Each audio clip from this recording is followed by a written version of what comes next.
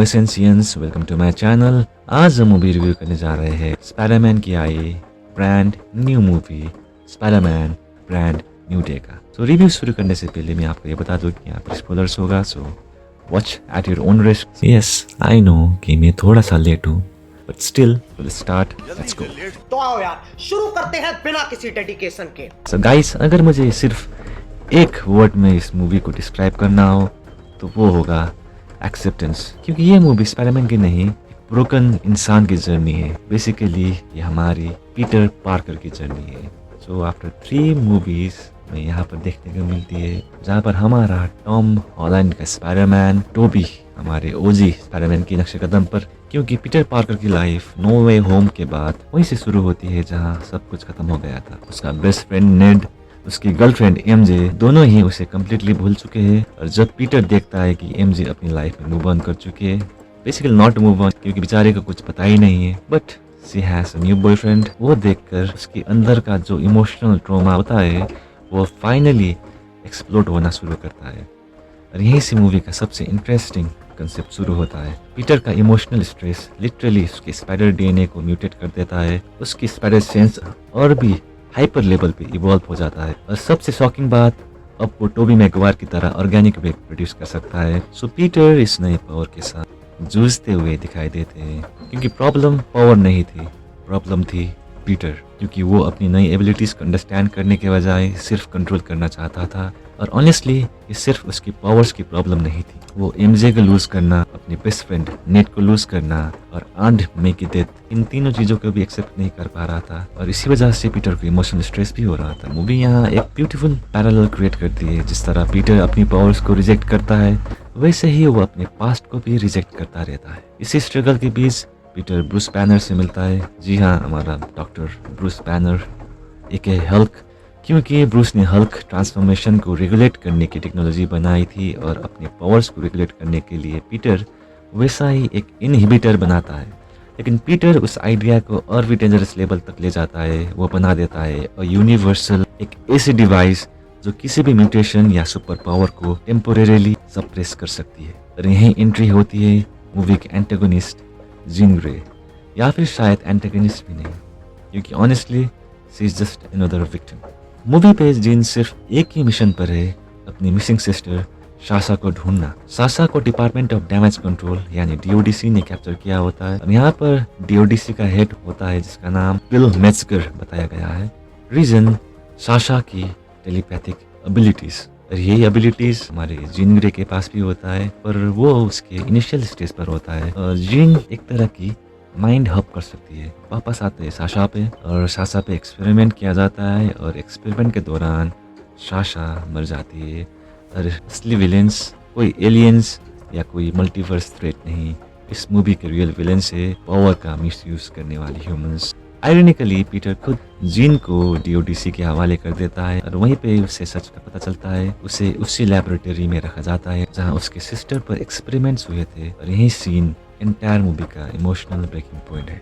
Peter अपना universal inhibitor gene पर use करता है। इनिशियली वो काम भी करता है, लेकिन एक ट्विस्ट है, जीन साशा से भी ज्यादा पावरफुल होता है। आप सभी लोग बताइए, जिसने एक्समैन देखा है। नॉर्मली वो सिर्फ 33 फीट का रेडियस तक ही माइंड जंप कर सकती है, पर इमोशनल ब्रेकडाउन के बाद जिनकी पावर्स एक्सपोनेंशियली इवॉल्व हो जाती है और पूरा सिटी डेंजर में आ जाता है। यहाँ मूवी फिर एक पैरेलल क्रिएट करता है। पीटर अपनी पावर्स कंट्रोल नहीं कर पा रहा, जीन अपनी इमोशंस कंट्रोल नहीं कर पा रही, ब्रूस बैनर हल्क को कंट्रोल नहीं कर पा रहा। ट्रॉमा सबका अलग है, लेकिन पेन सेम है। और इसी वजह से हल्क भी इवेंचुअली बर्सर्क मोड पे ऑन हो जाता है। एक्चुअली मूवी का असली विलन है ट्रॉमा, और असली बैटल है एक्सेप्टेंस की। इसीलिए मूवी का टाइटल भी परफेक्ट फिट पे ढाया गया है, ब्रांड न्यू डे। क्योंकि नई बिगिनिंग तभी पॉसिबल है जब तुम अपना पास्ट एक्सेप्ट करो। चलिए क्लाइमैक्स पे आते हैं, और क्लाइमैक्स मेरे हिसाब से इमोशनल लेवल पे बहुत स्ट्रॉन्ग था।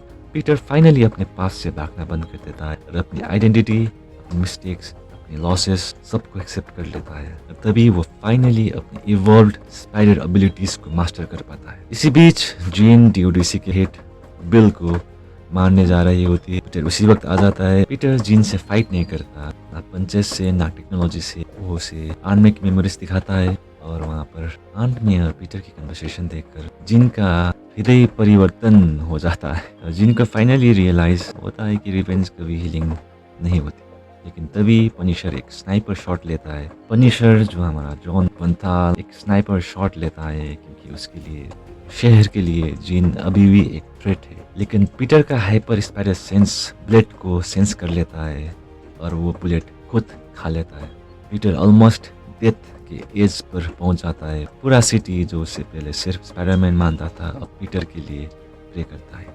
जीन भी अपनी टेलीपैथिक पावर से उसका ब्रेन फंक्शन स्टेबल रखने की कोशिश करती है और फाइनली पीटर सरवाइव कर जाता है। और सबसे इमोशनल मोमेंट मेरे लिए वो था जब पीटर देख रहा होता है कि लोग अब इसे सिर्फ सुपर हीरो नहीं एक इंसान की तरह भी देखता है। उसे रियलाइज होता है रिस्पॉन्सिबिलिटी सिर्फ पावर्स की नहीं होती, लोगों की ट्रस्ट की भी होती है। और वही उसका एक्चुअल ब्रांड न्यूड है। और एंडिंग क्लासिक मार्वल स्टाइल, एक छोटा सा क्लिफ हैंगर। अचानक नेड उनके लेजेंडरी हैंडशेक को याद कर लेता है, बस एक मेमोरी। लेकिन शायद इसी मेमोरी से स्पाइडरमैन की नेक्स्ट जर्नी शुरू होने वाली है। अगर आप एंड तक रुके थे जो कि मार्वल के फैंस होंगे तो रुके ही हुए होंगे।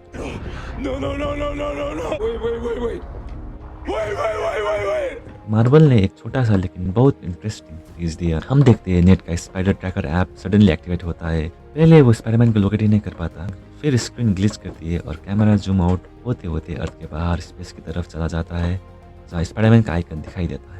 अब इसका मतलब क्या है? So what does it mean? Marvel ने इंटेंशनली आंसर नहीं दिया और इसी वजह से फैन की थ्योरीज भी अलग अलग है। सबसे पॉपुलर थ्योरी ये है कि ये डायरेक्टली एवेंजर्स डूम्सडे को सेटअप कर रहा है और जहाँ स्पाइडरमैन अर्थ पर नहीं बल्कि किसी कॉस्मिक या मल्टीवर्सल कॉन्फ्लिक्ट का हिस्सा बनने वाला है। हो सकता है ट्रैकर टॉम हॉलैंड वाला पीटर को डिटेक्ट नहीं कर रहा बल्कि किसी और स्पाइडरमैन को, जैसे टोबी मैगवायर या एंड्रयू या माइल्स मोरालिस या फिर किसी और यूनिवर्स का स्पाइडरमैन को। ऑब्वियसली ये सीधा एवेंजर्स सीक्रेट वॉर्स और इनकर्जन से डायरेक्टली रिलेटेड है।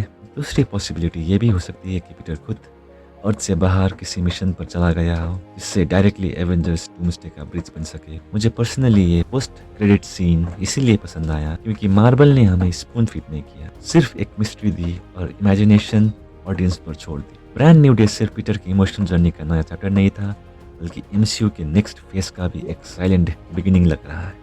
अब देखना इंटरेस्टिंग होगा कि ये स्पाइडरमैन किस डायरेक्शन में जाता है, स्ट्रीट लेवल हीरो बन के रहता है या फिर सीधा मल्टीवर्स वॉर का हिस्सा बन जाता है। अगर ये टीज सच में डूम्सडे और सीक्रेट वॉर्स की तरफ जा रहा है तो स्पाइडरमैन का सफर अभी सिर्फ शुरू हुआ है।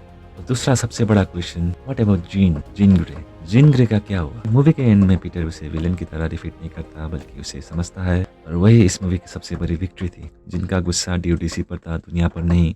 उसका ट्रॉमा उसके पावर्स भी ज्यादा डेंजरस था और पीटर ने उसे पावर्स से नहीं एम्पैथी से रोका। So where did she go? Ending के बाद जीन सिंपली डिसअपीयर हो जाती है। वो हमें एक बस में बैठी हुई मिलती है, ना उसका कोई ऑफिशियल रिकॉर्ड है। मेरे हिसाब से वो कहीं हाइट होने गई है अपनी पावर्स को समझने और खुद को हील करने, क्योंकि उसका जर्नी अभी भी कंप्लीट नहीं हुआ है। Obviously Marvel will use her, but when? Marvel usually इतने पावरफुल कैरेक्टर्स को सिर्फ एक मूवी के लिए इंट्रोड्यूस नहीं करता। जीन ग्रे एक ओमेगा लेवल म्यूटेंट है। अगर फ्यूचर में एक्स-मैन ऑफिशियली एमसीयू का मेजर पार्ट बनता है तो जीन उनकी बैकबोन बन सकती है। और अगर कभी फिनिक्स फोर्स इंट्रोड्यूस होती है तो जीन उस स्टोरी का सेंटरपीस होगी।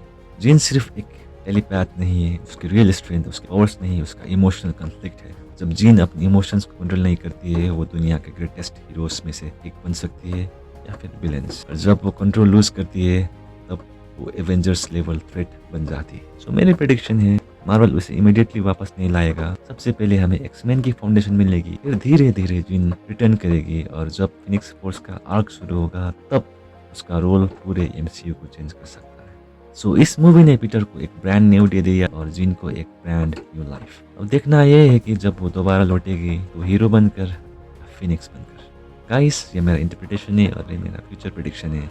मार्वल ने ऑफिशियली कोई जीन के लिए फ्यूचर को कंफर्म नहीं किया है। ओवरऑल ये मूवी एक्शन के बारे में कम और हीलिंग के बारे में ज्यादा है। लॉस, एक्सेप्टेंस, आइडेंटिटी, फॉरगिवनेस और ये समझना कि कभी कभी सबसे बड़ी बैटल दुनिया से नहीं खुद से होती है। Loss changes people, acceptance rebuilds them. Peter didn't become stronger because of his new powers.